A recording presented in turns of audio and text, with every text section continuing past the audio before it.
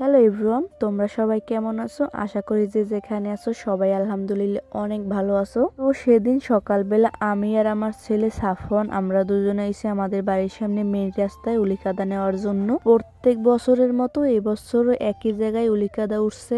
আমি যখন ছোট ক্লাস 1-এ পড়ি তখন থেকে দেখি যে আমাদের এই রাস্তার পাশে উলিকাদা উঠে। ওই সময় থেকে আমরা যত বাড়িতে ভাই বোন আছে সবাই মিলে এই জায়গা দিয়ে উলিকাদা নিতাম, তারপরে বাড়ি নিয়ে পাতিল বানাইতাম। নভেম্বর মাস আসলে আমরা সবাই এখান দিয়ে উলিকাদা নিতাম, তারপরে বাড়ি নিয়ে আমার দাদি আছে দাদির কাছে দিতাম, বলতাম যে আমাদের পাতিল তারপরে নৌকা গোলাপ ফুল বানাইয়ে দিতে। আমার দাদি আবার মাটি দিয়ে অনেক সুন্দরভাবে পাতিল বানাইতে পারে। দাদি আমাদের সবাইরে নৌকা তারপরে পাতিল গোলাপ ফুল এইগুলো বানাইয়ে দিত। বানাইয়ে দেওয়ার পরে আমরা রোদে শুকা দিতাম, তারপরে যখন একেবারে ভালোভাবে শুকাইয়া যাইতো এরপরে চুলায় দিতাম পোড়া দেওয়ার জন্য। পোড়া হয়ে গেলে তারপরে রং দিয়ে রাখা দিতাম। তারপরে যখন ডিসেম্বর মাসে আমরা পরীক্ষা দিতাম ফাইনাল পরীক্ষায়, এরপরে যে আমাদের চারুকলা পরীক্ষা হইতো ওই পরীক্ষায় আমরা নিয়ে যাইতাম ওই পাতিল তারপরে নৌকা। আজকে আমার যতটুকু পরিমাণে উলিকাদা লাগে ততটুকু পরিমাণে নিয়ে নিছি এখানে। উলিকাদা নেওয়ার পরে আমরা যখন বাড়ির দিকে রওনা দিলাম, তারপরে আমার ছেলে বলে যে মা আমার কাছে দাও, আমি মাথায় করে নিয়ে যাব। এখানে আমি অনেক পরিমাণে উলিকাদা নিছি, ও তো মাথায় নিয়ে যাইতে পারবে না, তারপরও বলে যে আমার কাছে দাও আমি নিয়ে যাব।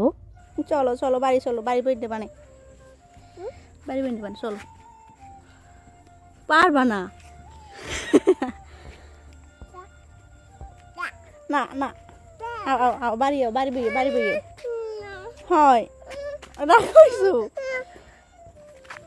ও একা একা মাথায় করে উলিকাদা নিয়ে যাইবে বাড়ি, আর আমি ওর কাছে দেব না, তার জন্য ও আমার সাথে রাগ করছে। তারপরে রাস্তার পাশে দেখি যে একটা পলিথিন, এরপরে পলিথিনের ভিতরে কিছু কাদা দিয়েছি, তারপরে বলে যে তুমি আগে আগে হাঁটো। এখন সে হাঁটতেছে আর আমি পিছে বইয়ে দেখতেছি যে সে কি করে। এখনকার ছেলে মেয়েরা উলিকাদা কি সেটাই চেনে না, তারা চেনে কেলে। তবে আমরা যখন ছোট ছিলাম তখন কিন্তু আমরা কেলে দেখি না, চিন্তামি না কেলে কি। হয়তো শহরে আসিল কিন্তু আমাদের গ্রামে আসে নাই কেলে। তখন আমরা সবাই উলিকাদা দিয়ে বান্ডবাড়ি বানাইতাম। এখন যা কিছুই বানাক না কেন সবাই কেলে দিয়ে বানায়। আজকে আমি তোমাদের দেখাতে পারি নাই আমার দাদির হাতের কাজ, কারণ আমার দাদি আজকে অনেক অসুস্থ, এর জন্য কিছু বানাইয়ে দিতে পারে না। তারপরে আমি হাঁড়ি পাতিল বানানোর জন্য বসে পড়লাম, তবে আমি তেমন কিছু বানাতে পারি না, তবে চেষ্টা করতে আসি পারি কিনা দেখি। আমি হাঁড়ি পাতিল বানাইতে আসি আর আমার ছেলে পাশে বসে পিড়া লেপতেছে। সাফওয়ানের নানি আপু কিছুদিন আগে পিড়া লেপছে, তো দাঁড়াই দাঁড়িয়ে দেখছে যে ওর নানি আপু কিভাবে পিড়া লেপে। এখন ও আবার ওই রকম পিড়া লেপতেছে আর নানির মতো।